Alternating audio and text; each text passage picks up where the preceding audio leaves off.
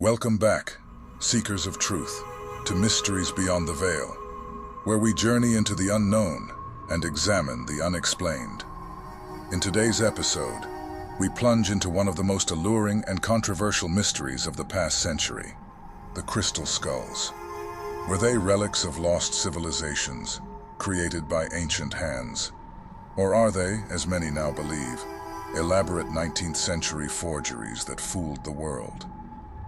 Some say these skulls hold the secrets of life, death, and time itself, while others assert that they were simply an invention of human curiosity and desire for the mystical.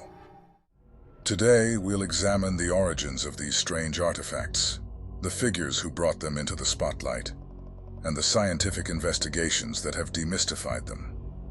Join us as we delve into the story of the crystal skulls.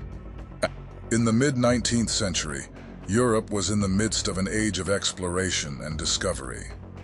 Scientific curiosity and a hunger for the exotic led to an obsession with ancient civilizations, particularly those of Mesoamerica.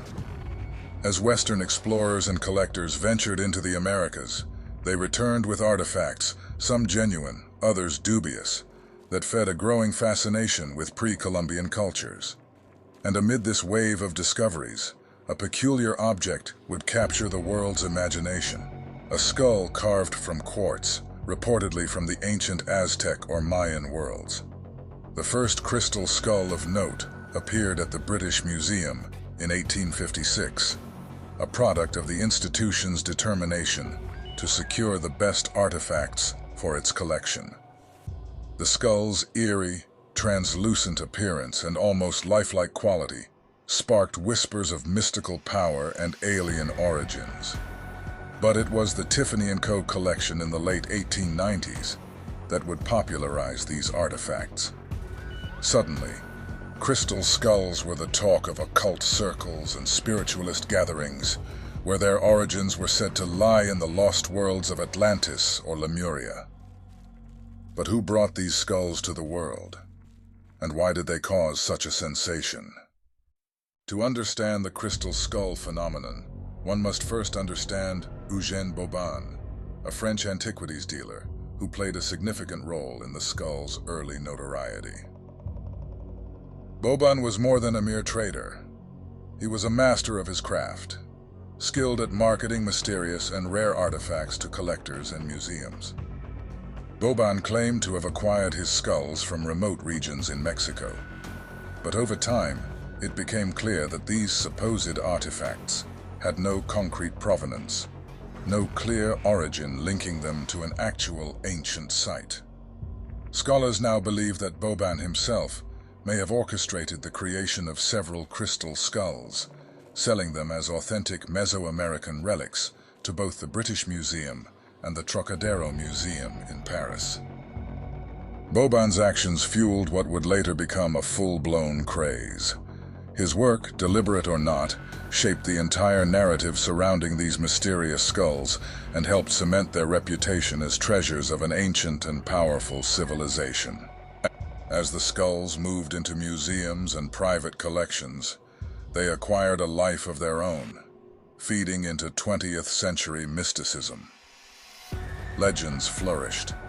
Some said the skulls held memories of the ancient world, capable of projecting visions of a lost civilization. Others believed they were gifts from alien visitors, left as clues for humanity.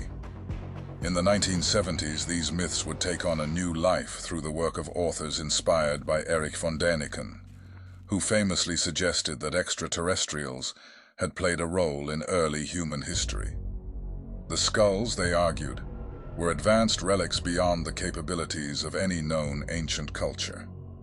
This notion of ancient astronauts captivated the public and introduced a whole new layer of intrigue to the story of the crystal skulls. But in the midst of rising myths and theories, a quieter, relentless pursuit was also taking place, the scientific study of these objects. Over decades, careful investigations would gradually reveal the truth. In the 1950s, Smithsonian mineralogist William Foshag conducted one of the first detailed studies on the crystal skulls. His examination was thorough, and his conclusion was groundbreaking. The skull he studied bore marks of rotary tools, modern tools that simply did not exist in ancient Mesoamerica. This skull, and perhaps all of the crystal skulls, were not the remnants of some ancient culture, but modern creations. A later analysis by Gloria Nusse, a forensic artist, further confirmed these suspicions. In a study of a skull replica, she noted European anatomical features inconsistent with pre-Columbian art.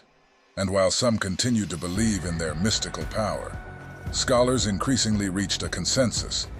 These skulls were not ancient. Perhaps most striking was the geological analysis of the quartz itself, which revealed that many skulls were made from Brazilian quartz, a material not native to Mesoamerica.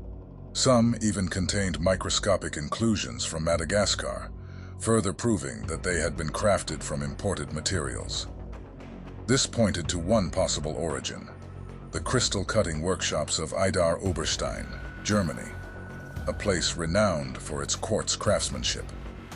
Despite the overwhelming scientific evidence, the allure of the crystal skulls has not faded. They continue to inspire, to mystify, and to captivate those who seek a glimpse of the unknown. To this day, many believe that the skulls contain powers beyond human comprehension, perhaps connecting us to worlds beyond our own. Others simply appreciate the skulls as works of art, masterpieces of craftsmanship that speak to the human desire for mystery and the supernatural. The crystal skulls remind us of the thin line between history and myth, between fact and fiction. And as with all great mysteries, the truth of these skulls depends largely on what we choose to believe. Thank you for joining us on this journey through the mysteries of the crystal skulls. As we've seen, the story of these artifacts is not just about history. It's a testament to our collective fascination with the unknown. Are they ancient relics, or are they the work of cunning human hands? In our next episode, we continue our quest for answers as we travel to the lost city of Atlantis. Was it a mythical paradise, a true civilization, or even, some speculate, a colony of beings from another world? Tune in to uncover the mysteries of Atlantis and what it could mean for our understanding of history. If you enjoyed this journey, don't forget to follow us to stay updated, and be sure to answer our poll to let us know your thoughts.